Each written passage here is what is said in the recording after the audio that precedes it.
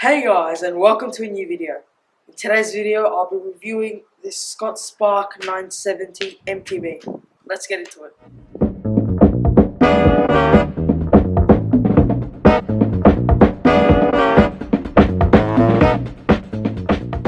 I know this type of video is kind of out of my category. Normally I do tech videos. This is my first video outdoors actually, I think. So it's going to be a bit different, but I hope you like it. So when buying this bike, I was looking for videos on YouTube to tell me how it is, review it, but I didn't find a single one. So when I got it, I thought the first thing I'm going to do is make a video on it so that people like me would have a video about it. So yeah, I used to have a Scott Aspect 740.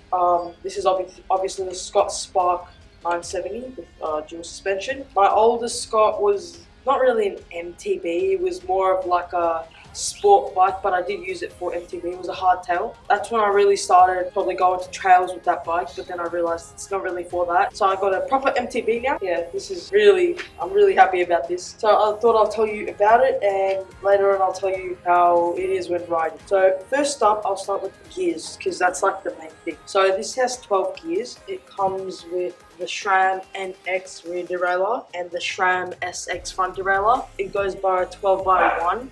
There is a pretty big range of gears here. Like the first gear is pretty big. Yeah, they work very well. It's much better than what I used to have. Well, I think I had the Shimano Alivio. Yeah, but these are much better. And obviously for the chain, I have a bit of a support here so that doesn't get scratched. This came standard with the bike. Then if you move up to the tires, we got the Maxxis Recons. These work very well. I haven't actually ridden this bike on the trail yet, but I hope to do so soon. But when riding it, it looks pretty good. The same is on the front too. And then if you go down to the brakes, you have Shimano disc brakes.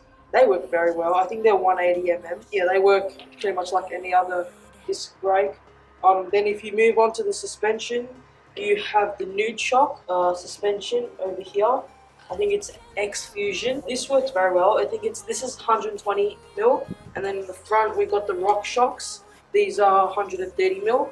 They both have the lockout with the Scott thing. You can do one lockout which goes to I think 110 and 100mm. This is like a traction control thing. And then you've got a full lockout which has absolutely no movement.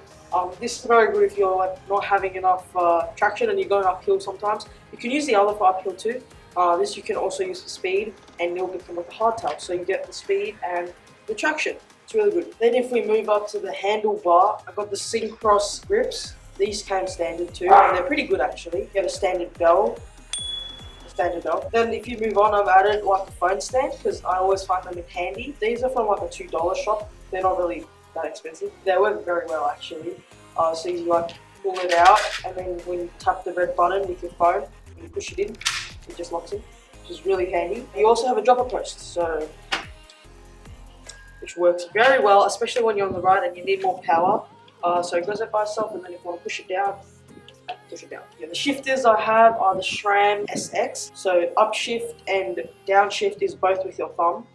Those are a bit different to the Shimanos that I previously had. It was index and thumb. I found these are not too bad. You only have to use one finger. The brakes on here, as I said, they're disc brakes, but then the actual levers are Shimano too.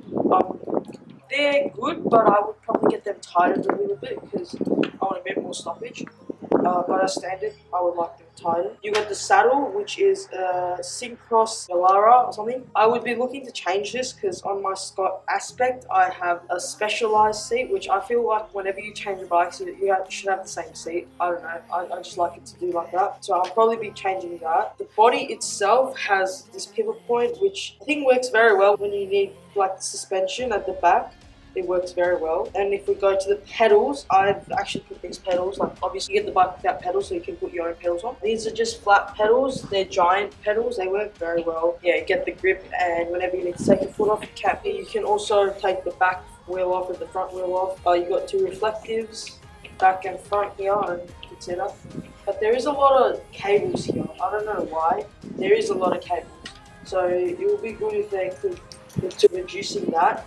Especially, I think the lockout has two cables itself, and the brakes, because there's a dropper post and the lockout and the brakes and the gears, so there's a lot of cables. But I think if we could get the lock out in one type of cable that will be good, like sticking together. It doesn't look so messy. The handlebar is also pretty good. I think this is a 700mm. As I said, I don't know the measurements very much. It's not that agile, this bike, compared to like if you had a bike with the 600mm handlebar. It's not that agile, but if you're on trail, it's so good. But you can't do like quick turns and stuff. I've got this in a medium. My previous Scott Aspect was a small. I thought I'd bump it up. I think it works very well as a medium for me, personally.